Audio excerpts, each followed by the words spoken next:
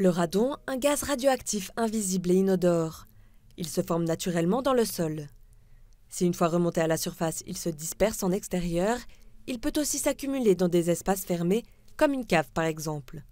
Une exposition trop importante peut avoir de graves conséquences, comme nous l'explique Urs von Arx, spécialiste en radon. Des études montrent qu'aujourd'hui, si on a beaucoup de radon, cela peut provoquer un cancer des poumons. On suppose qu'en Suisse, 200 à 300 personnes meurent chaque année d'un cancer des poumons qui fait suite à une exposition au radon. C'est relativement beaucoup. D'après l'OFSP, c'est la cause principale de cancer des poumons après le tabagisme. Pour mesurer la concentration en radon, l'expert biennois possède plusieurs appareils.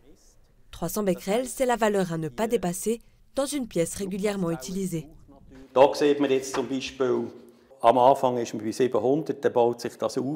Ici, par exemple, on voit qu'au début, on se trouve à 700 becquerels et que ça monte ensuite à un maximum de 3599.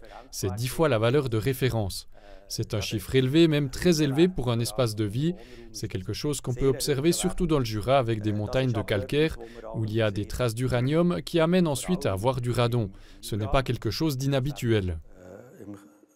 Kalkgebirge, wo es Uranspuren hat, die nachher zu dem Radon führen, das ist nicht etwas Unübliches. Une mesure qui n'est pas rare, mais au-dessus de la valeur limite.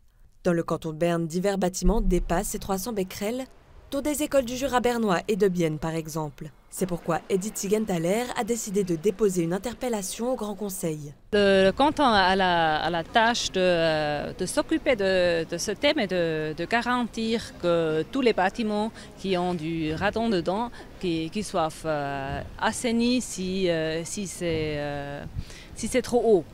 Moi j'aimerais savoir du canton où on est, si on fait vraiment assez pour que tous nos écoliers soient dans des écoles bien saines.